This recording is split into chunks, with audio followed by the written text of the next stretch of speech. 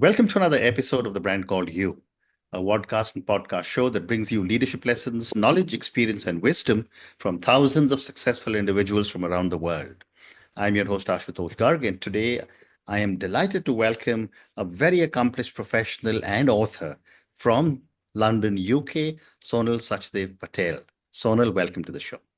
Thank you so much for having me. Sonal is the Chief Executive Officer of the GMSP Foundation. She's an author, and all of you know I'm very partial to authors. She's an author of a book titled Little Wave and Other Stories, and another book titled Gita, The Battle of the Worlds. So, Sonal, let's start with your first book. Tell me a little bit about the book, and then we can ask you some more questions about the book. Sure. So my most recent book that was released is called The Little Wave and Other Stories. And it's a book to help children understand death and navigate grief. It was written in partnership with a good friend of mine. And we wrote it because we wanted children to see loss, which happens to all of us, as a natural part of life and not see it in such a fearful, dark way like most of society does. Right. Well said.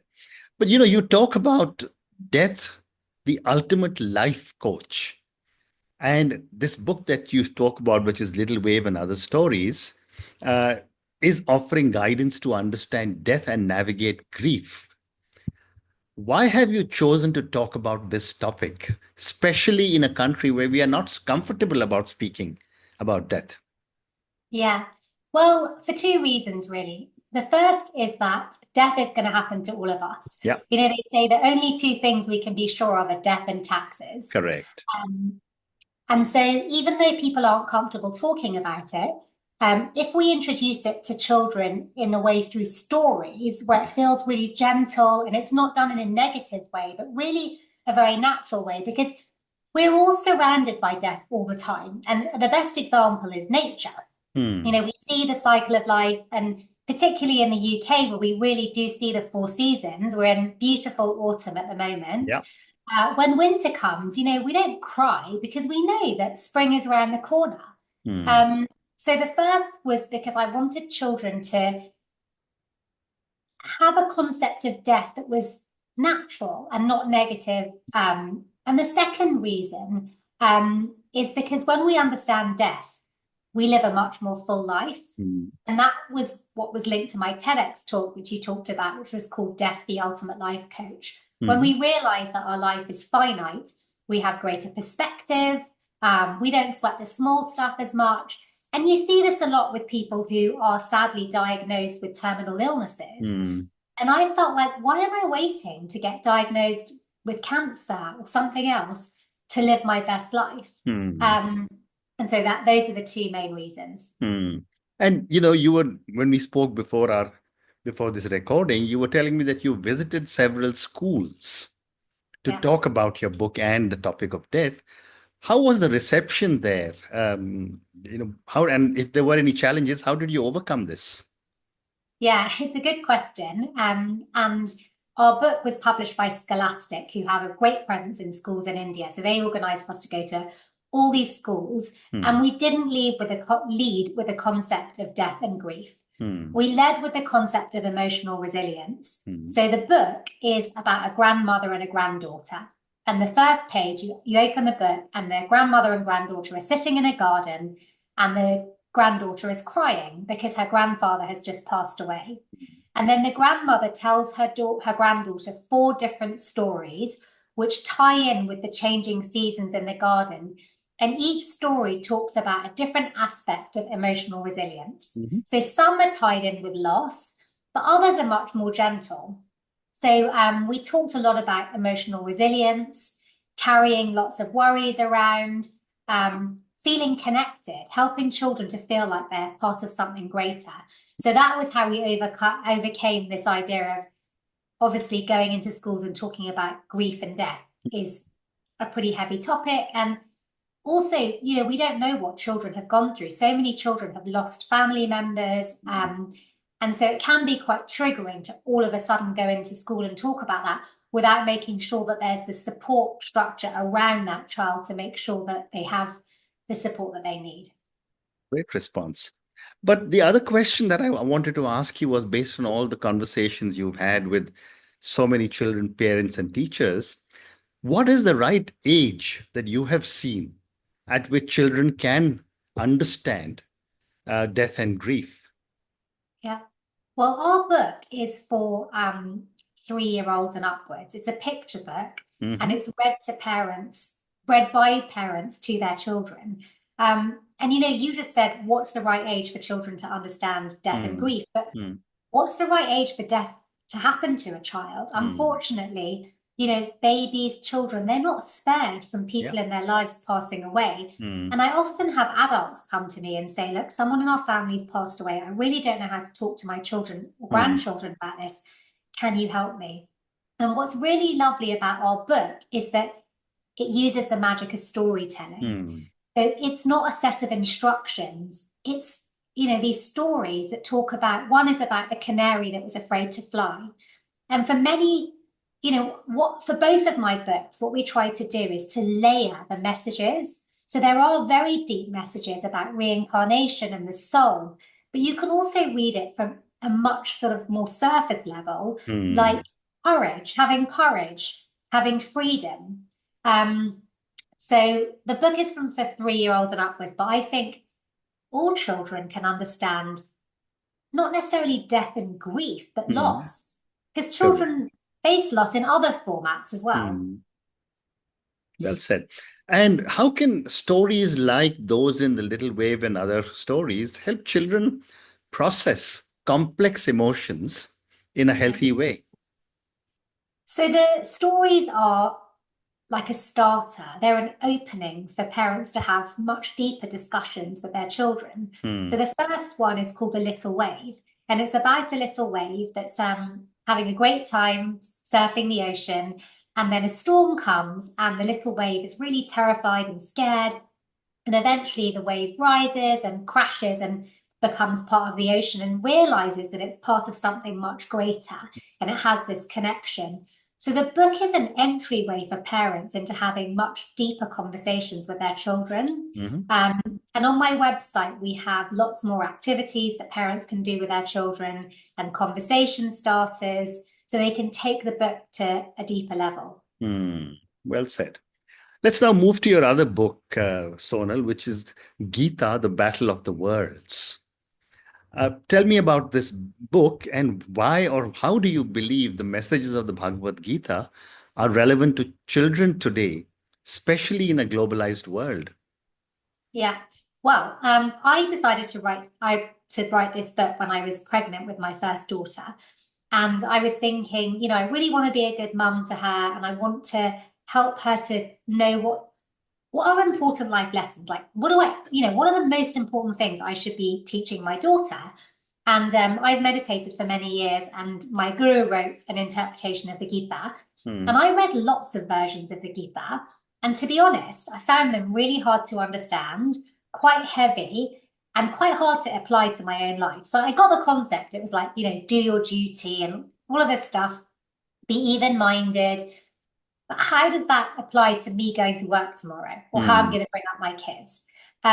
So the purpose of the book was to try and take these really deep and important concepts, but weave them into a story so they felt relevant to a child's life. And I think that's how you make it relevant to a globalized audience. Is the story is about a boy who actually loses his father, but he's really upset and he's trying to manage these complex emotions. And we all feel like that. I'm an adult. There are still plenty of times where I'm really angry about something. And I'm like, right, I need to calm down. Who has given us tools to help us calm down? It's not in our education system. So that was the purpose of the book, again, to take children through some of the key messages of the Gita and help them explore what are the tools we need for a successful life? Very well said. Good, great response.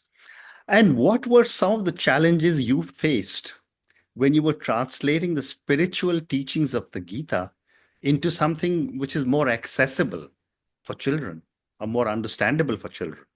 Yeah, so the biggest challenge was like, oh gosh, we're not including this part of the Gita, and like the Gita talks about the gunas. That's not really in the book. Mm, So so that was the first challenge. The second challenge was, again, how do you make it relevant? mm, Why is it that the biggest compliment we ever mm. got on the Gita book was it's a Harry Potter meets Gita. And that Amazing. was what we always wanted. It's like, rather than being told, you should really read the Gita by your parents or your grandparents, why is it not a book that we just naturally pick up and say, well, Mm, I'm reading it because it's interesting?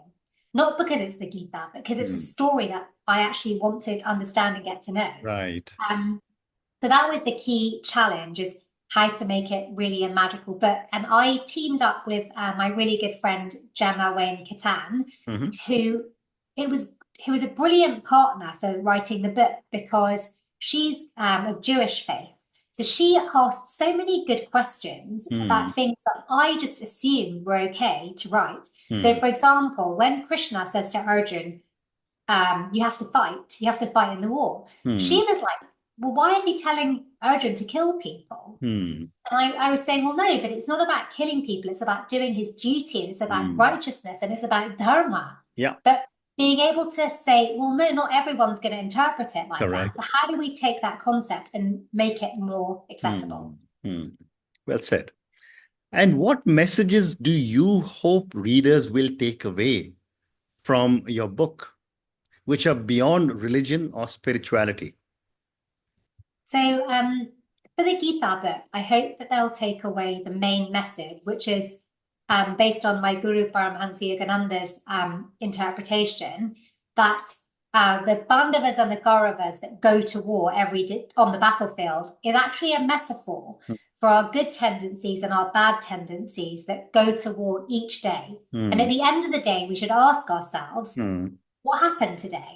So the mm, first line of the Gita is Sanjay, divine introspection, asking Dhritarashtra, the blind king, oh, Dhritarashtra asking Sanjay, what happened on the battlefield yeah. today? Mm, And that we ourselves have to ask ourselves at the end of every day, what happened? Did my good tendencies yeah. win? Was I kind? Was I thoughtful? Mm, Or did I lose my temper? Was I unkind? Was I selfish? So the thing about these amazing spiritual texts like the Bhagavad Gita is they have mm, so much magic in them, and they're correct. timeless, that sometimes, and we can see as well that our modern world is sick. Like, you just have to look at the mental health statistics and say, Mm, my goodness, our population is suffering so much. What if we could take these beautiful truths from the Gita and bring them to children in a way that was accessible, not based on religion, and help heal all of these mental health issues that we have? And mm, I'm not saying a book is going to heal a diagnosable mental health condition, but I am saying that children do not get taught the right things in school. Of mm, course, maths, English, science, those things are important, but where is all the other toolkit that children need? right. How are they supposed to navigate conflict? What about when they feel sad? Everyone feels sad at some time. So how can we use the beautiful nuggets from the Gita to help them address some of these Mm, issues? mm. Well said. And one more question on this book. Why do you think it's important to introduce children to topics like spirituality and meditation at a young age? Because when they're young, they're so open to new things. And spirituality can be such an anchor in a child's Mm, life. It's definitely been an anchor for me. yeah. And I hope that for my daughters, who are now Mm, 13 and 14, it's an anchor for them. And actually, my daughter was doing this skiing slalom race, and she's not actually that into skiing, but she went for the race. And she said she was standing at the top of the gates, and all she could see were these flags. And she was so nervous. She was terrified. And she said, I found myself saying affirmations, just reciting these affirmations, mm, which I did with her when she was much younger. mm, So I think what's really beautiful about doing it with children is, one, we know that the brain is actually neuroplastic mm, when in between the ages of 2 and 5. So your brain is actually more open to all of these concepts, but also because that's the window in which you mm, can form habits, and children can always come back to it. mm. Well said. So, Sonal, I'm going to now move and ask you a few questions about the GMSP Foundation. Oh. Um, Tell me, what was the inspiration to create the GMSP Foundation? What is its mission, and how has it evolved over time? So GMSP Foundation stands for God, My Silent Partner, and it Okay. was set up by my parents, who are Ramesh and Pratibha Sachdev. Uh-huh. And their inspiration for setting it up was basically because they wanted to give. So my father is one of 13 brothers and sisters.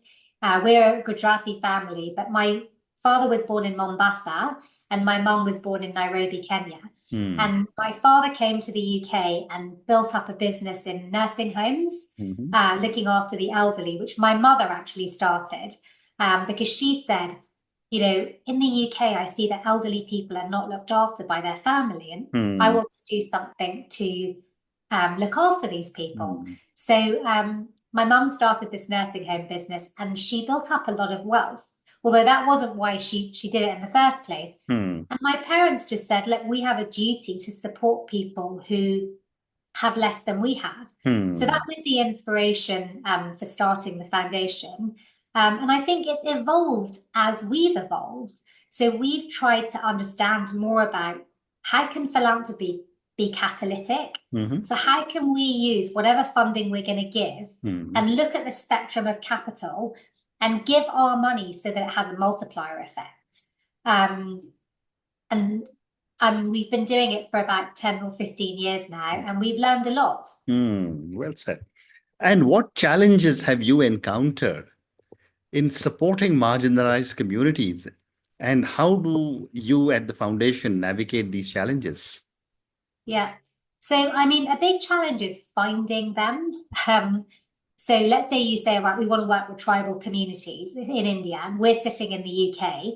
So that's a challenge. And also finding smaller organizations that Hmm. aren't necessarily able to access funding, don't have English as their first language, maybe don't have a website.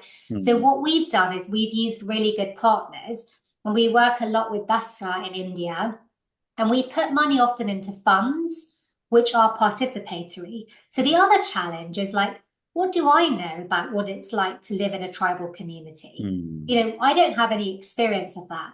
So who should I be trusting to make decisions about that funding? Hmm. Um, and so that has been another way of overcoming this, I don't want to say arrogance, but sort of this idea that Hmm. funders know where and how money should be distributed just because they've been successful in business. Hmm. So I think that's been a That's key it. change. Yeah. And one of the other big challenges that I've often seen with philanthropic institutions is that how do you balance immediate relief that is often needed with long-term development? That's basically, you've summarized me and my dad. So Hmm. my dad always wants to do immediate relief, and as does, I'd say, my mum's kind of on half she agrees with him, half she agrees with me, Hmm. because he's like, you know, there's been a flood, we need to support, and so we do support a lot on immediate relief, but then we also support on long-term change. So for us, it's really, we just balance our funding because Hmm. we we know that long-term change, not a lot of people are patient enough to support long-term. So Hmm. often when there's a disaster, the whole world feels bad, and everyone puts money in takes money out of their pocket Hmm. and gives. But we know from studying what happens after disaster, often that money doesn't actually get to the right people, or it doesn't help them in long-term change. So for example, in Bhuj, after the earthquake, so many people were living without housing 5, 10 Hmm. years later.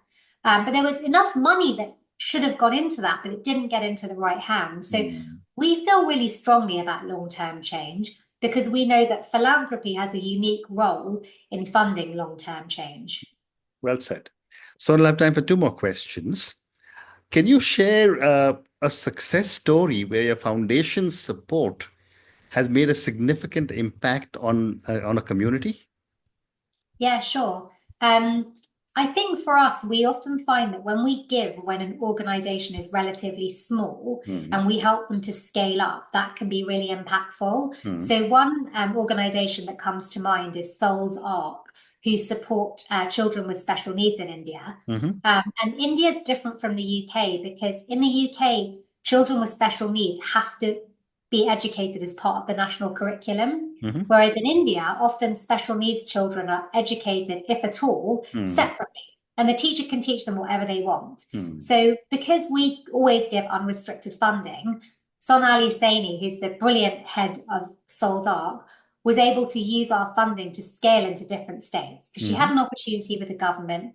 Otherwise, she wouldn't have had the money to do that. So knowing that that organization was scaling in different states because of our funding made us really happy.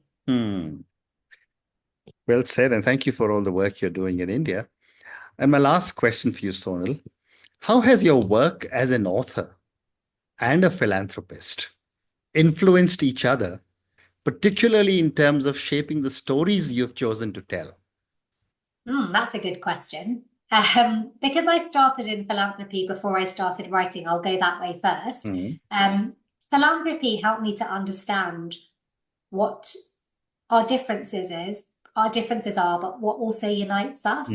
So seeing a mother in India or in the UK who's in a completely different situation from me, say living in a slum, not educated, looking after her two daughters, say, has the same concern for her daughter when she's ill as I do, sitting in London, living a completely different life. And when someone passes away, when I, God forbid, lose one of my parents, it will be the same as anyone, no matter what caste, community, wealth, gender they are, sexual orientation. So there are some things that just unite us as a shared humanity. And that's one thing that I think I really took from my work in philanthropy to writing.